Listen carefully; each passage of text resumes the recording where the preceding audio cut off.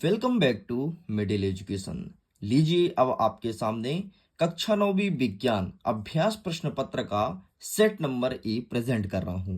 अभ्यास प्रश्न पत्र का 2 सेटों में क्वेश्चन पेपर मेरे पास अवेलेबल है, जिसे मैंने स्वयं तैयार किया है और इनमें उन सभी क्वेश्चंस को डाला हूं जो पिछले साल, पिछले साल मतलब पिछले 4 वर्षों में लगातार परीक्षा में पूछे जा रहे हैं। तो रिपीटेड क्वेश्चन है जो बार बार रिपीट होता है, उन क्वेश्चन का समावेशन है। अगर आप इस वीडियो को बहुत अच्छे से देखते हैं तो 80% तक आप अपने क्वेश्चन को सॉल्व कर सकते हैं। लेकिन इतना ही नहीं, अगर आप एक सेट के वीडियो को देख जाते हैं तो आपको फायदा नहीं मिलेगा, आपको दोनों सेट को देखना होगा। फिर यकीन मानो चाहे कोई भी क्वेश्चन आए तुम आसानी से सॉल्व कर पाओगे। ऑलरेडी मिडिल एजुकेशन इसका फर्स्ट पार्ट का वीडियो अपलोड करके रखा है, जिसमें प्रश्न क्रमांक 1 से लेकर के 5 तक मैंने अच्छे से कवर किया है। अगर आपने नहीं देखा तो प्लीज जाइए जाकर के उस वीडियो को देखिए एंड इस क्वेश्चन पेपर के पीडीएफ को डाउनलोड कर सकते हैं with solution. Link description box में है। तो हम आगे बढ़ते हैं प्रश्न क्रमांक 6 से लेकर के और आगे क्वेश्चन को समझने का प्रयास करते हैं। 6वां नंबर कहता है कि निम्नलिखित तापमान पर जल की भौतिक अवस्था क्या है। अगर इस टेम्परेचर पर पानी को रखा जाए तो पानी का स्टेट क्या होगा। तो इस प्रश्न का उत्तर हम देंगे वीडियो के एंड में और इसको अभी हम स्किप कर रहे हैं। आगे देखते हैं। नेक्स्ट कहता है कि निम्नलिखित तापमान को सेल्सियस इकाई में परिवर्तित कीजिए। हमें इसे बदलना है किसमें, सेल्सियस इकाई में। ये के लिखा है, के मतलब एक केल्विन में है और केल्विन को सेल्सियस में कन्वर्ट कीजिए। तो कुछ नहीं, केल्विन को सेल्सियस में कन्वर्ट करने के लिए 273 डिग्री का, जी हाँ 273 डिग्री को घटाना पड़ता है। मतलब 273 को घटा दो, तुम्हारा आंसर आ जाएगा। जैसे 300 के केल्विन को हमें किसमें, सेल्सियस में परिवर्तित करना है, तो 273 से घटा दो। तो जब हम घटाएंगे 273 से तो ये आएगा 27। मतलब इसका आंसर हो जाएगा 27 डिग्री सेल्सियस। बस इतना सरल है। यहाँ पर लिखा है क्या, 273। अब 273 का 273 में घटा दो तो ये आएगा 0 डिग्री सेल्सियस। ठीक इस प्रकार से केवल आपको 273 से घटाना है, ध्यान रख लो, बाकी तुम कर जाओगे। नेक्स्ट कहता है निम्नलिखित तापमान को केल्विन इकाई में परिवर्तित कीजिए। अब देखो ये डिग्री सेल्सियस में है, अब डिग्री सेल्सियस से केल्विन में परिवर्तित करना है तो कुछ मत करो। इसमें 273 घटाए थे ना, इसमें 273 जोड़ दो। जैसे 25 में 273 जोड़ दो, यह आ जाएगा 298। ठीक, नेक्स्ट क्या है, 373 में 273 जोड़ दो, यह आ जाएगा 646। ठीक है, 646 केल्विन, ये केल्विन लिख दो। और ऐसे 100 में 273 जोड़ोगे तो आएगा 373 केल्विन। बस इस प्रकार से आंसर निकालना है। कितना सरल है ना। लेकिन अभी तक तुमको बहुत कठिन लग रहा था। अरे आसान भाषा में हर एक चीज समझा दूंगा यार, तुम टेंशन मत लो। बस तुम मेरे साथ जुड़ जाओ, अच्छे से पढ़ते रहो पढ़ते रहो पढ़ते रहो, तुमसे सब बनेगा। चलिए नेक्स्ट हमारा कह रहा है कि गुप्त ऊष्मा से आप क्या समझते हैं। तो देखो ये रहा इसका आंसर। किसी पदार्थ की गुप्त ऊष्मा ऊष्मा की वह मात्रा है जो उसके इकाई मात्रा द्वारा अवस्था परिवर्तन के समय अवशोषित की जाती है या मुक्त की जाती है, इसे कहते हैं गुप्त ऊष्मा। खत्म। नेक्स्ट कहता है 8वां नंबर, बाष्पीकरण से आप क्या समझते हैं। बाष्पीकरण क्या होता है, ये चीज पूछा गया है। तो आइए हम आपको दिखा देते हैं इसका आंसर। ये रहा है आपके सामने बाष्पीकरण। ये देखो, क्वथनांक से कम तापमान पर द्रव्य का वाष्प में परिवर्तन होना बाष्पीकरण कहलाता है। मतलब कम तापमान पर अगर कोई द्रव है, जैसे पानी, पानी का वाष्प बनता है, यही बाष्पीकरण कहलाता है। नेक्स्ट कहता है प्रश्न क्रमांक 8 का, अथवा गलनांक और क्वथनांक में अंतर लिखिए। तो देखो गलनांक और क्वथनांक का परिभाषा यहाँ पर दिया गया है। देखो, जिस तापमान पर कोई ठोस पदार्थ पिघल करके द्रव में परिवर्तन होता है उसे गलनांक कहते हैं, और जिस वायुमंडलीय ताप पर कोई द्रव्य उबलने लगता है और वाष्प में बदलता है उसे कहते हैं क्वथनांक। मतलब क्या होता है कि ये ठोस से बनता है द्रव में। देख लो, गलनांक में क्या होता है, कोई चीज ठोस अवस्था में रहती है और ठोस अवस्था से वो द्रव अवस्था में परिवर्तित होती है। और क्वथनांक में क्या होता है, कोई चीज द्रव अवस्था में रहती है और ये वाष्प अवस्था में बदलती है। मतलब ठोस, द्रव और गैस, तीनों स्टेट ध्यान रखना। तो गलनांक के लिए ठोस और द्रव होता है और क्वथनांक के लिए द्रव और गैस होता है।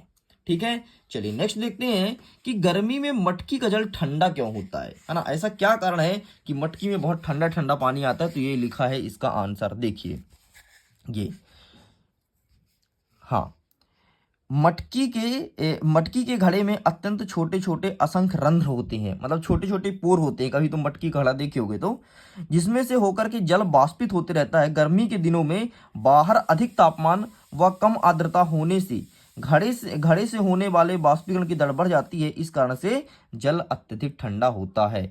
आपको पता है जितनी गर्मी मटके को दोगे उतना ज्यादा पानी ठंडा होगा। जब गर्मी का सीजन है ना, तुम उस मटके को रख देना धूप में, फिर देखना जितना ज्यादा बाष्पोत्सर्जन होगा उतना ही पानी ठंडा होगा।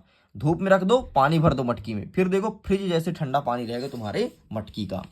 नेक्स्ट हमारे अथवा में कहता है कि पेट्रोल या इत्र डालने पर हमारी हथेली ठंडी क्यों हो जाती है? ऐसा क्या कारण है कि हम अपने हाथ में पेट्रोल या इत्र डालते हैं ठंडी जाती है? तो ये रहा इसका आंसर, देखो एसीटोन पेट्रोल या इत्र के कण हमारी हथेली तथा आसपास से ऊर्जा प्राप्त कर बाष्पीकृत हो जाते हैं, मतलब उड़ जाती हैं, इस कारण से हमारी हथेली ठंडी हो जाती है। मतलब जैसे हम पेट्रोल को अपने हाथ में रखते हैं तो आसपास से ऊर्जा लेकर के और पेट्रोल उड़ जाता है, इस कारण से हमारी हथेली ठंडी हो जाती है। नेक्स्ट कहता है गर्मियों में हमें सूती कपड़े क्यों पहनना चाहिए? ऐसा क्या कारण है? तो ये रहा इसका आंसर, देखो गर्मी में हमें किस तरह के कपड़े पहनने चाहिए, ठीक है। तो यहाँ पे लिखा है गर्मी में हमें सूती वस्त्र पहनना चाहिए क्योंकि सूती कपड़े में जल का अवशोषण अधिक होता है। मतलब जब आपके शरीर से पसीना निकलेगा तो ये सूती कपड़ा जल्दी सूख लेगा, इस कारण से शरीर का पसीना अवशोषित होकर के वायुमंडल में आसानी से बाष्पीकृत हो जाता है और कम गर्मी लगती है। अरे यार, जब तुम्हारे शरीर से पसीना निकलेगा तो ये सूती कपड़ा जल्दी से सोख लेगा, और सोख लेगा तो सूती कपड़ा गीला हो जाएगा। गीला हो जाएगा तो क्या करेगा कि उसे जैसे धूप लगेगी तुम्हारे कपड़े में तो तुम्हारे कपड़े का पसीना जल्दी उड़ जाएगा बाष्पीकृत होके, और तुम्हें बढ़िया ठंडक लगेगा, इसलिए सूती कपड़े पहनना चाहिए, है ना। नेक्स्ट, जल में रखने पर किशमिश फूल जाता है क्यों? देखो यार, पानी में तो जब कभी तुम किशमिश डालोगे तो किशमिश फूल जाएगा, बहुत बड़ा हो जाएगा। इसका मतलब ये होता है कि उसमें परासरण होता है, परासरण की क्रिया, मतलब जो बाहर का तापमान है वो किशमिश के अंदर चला जाता है और फूल जाता है। और यही चीज तुम और रिएक्शन करना चाहते हो तो कर सकते हो। एक पानी लेना, पानी में तुम थोड़ी नमक डालना, नमक का विलयन बना लेना, ठीक है, और उसमें किशमिश डालना, तो उसमें किशमिश पिचक जाएगा। क्यों? क्योंकि जो बाहर का है तो बाहर का दाब अधिक है और अंदर का कम है, इसलिए वो खींच लेगा। तो इस प्रकार से किशमिश फूलता है। बाकी इसका आंसर आपको स्वयं लिखना है, मैं नहीं दिखाऊंगा। मैं इसलिए नहीं दिखा रहा हूं ताकि आप भी तो कुछ होमवर्क करिए। चलिए 12 नंबर कहता है ठोस द्रव और गैस में अंतर लिखो। तो ये रहा भैया, देख लो, एक साइड ठोस द्रव और दूसरी साइड गैस। आयतन निश्चित होता है ठोस का, द्रव का क्या होता है, आयतन निश्चित होता है, और गैस का आयतन अनिश्चित होता है। ठीक, तो ये देख लो तीनों चीज लिखा है। अच्छा, यहाँ पर एक नंबर दिया है, ये किसी और का नंबर नहीं है, मत सोचना कि अरे यार सर के पीडीएफ में किसी का नंबर दिख गया, जाता हूँ फोन करूंगा। तो जाओ व्हाट्सअप करके देख लो, हो सकता है तुम्हारे लिए किसी और का नंबर मिल जाए, तुम खुश हो जाओगे, अरे वाह किसका नंबर दे दिए सर। ठीक है, दूसरा नंबर देख लो, तीसरा नंबर, चौथा नंबर, बस यही आपको लिख करके आना है।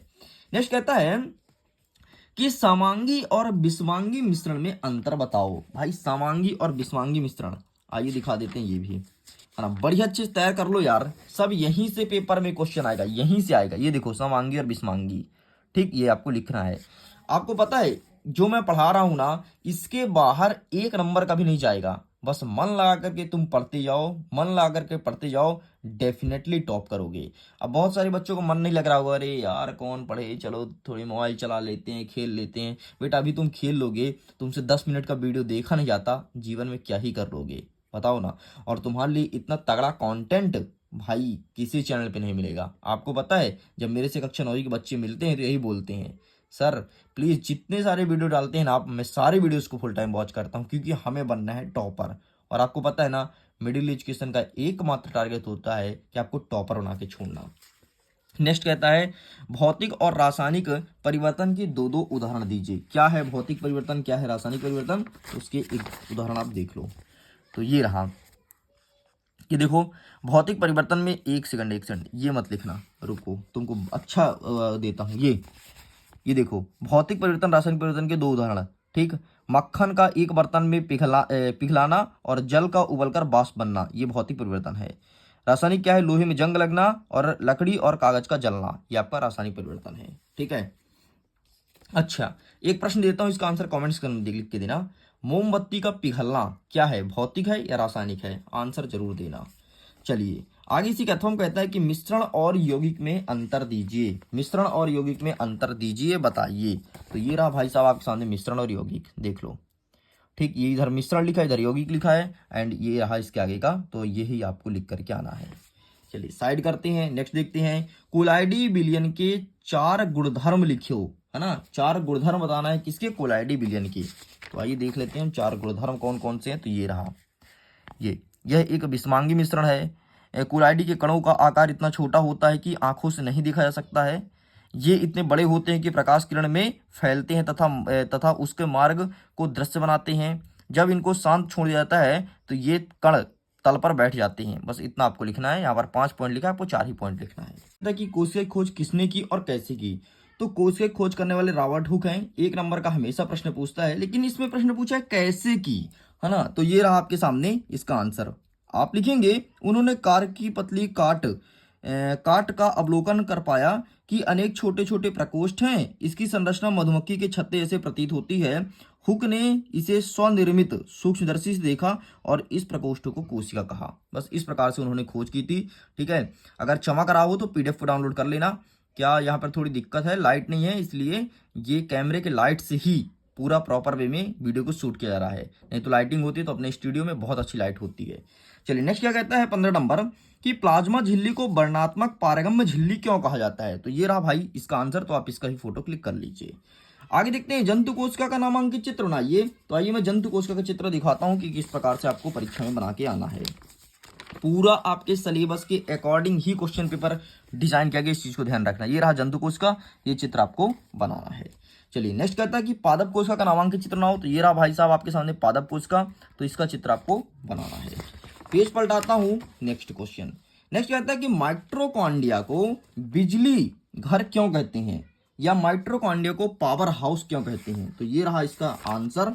देखो आप लिखेंगे माइटोकॉन्ड्रिया जीवन के लिए आवश्यक विभिन्न रासायनिक क्रियाओं को रोकने के लिए माइटोकॉन्ड्रिया एपी के रूप में ऊर्जा प्रदान करते हैं। माइटोकॉन्ड्रिया में दोहरी झिल्ली होती है, बाहरी झिल्ली छिद्रित होती है और भीतरी झिल्ली बहुत अधिक बलित होती है। मतलब माइटोकॉन्ड्रिया में 2 झिल्ली होती है। ठीक है, एक बाहर झिल्ली एक अंदर झिल्ली।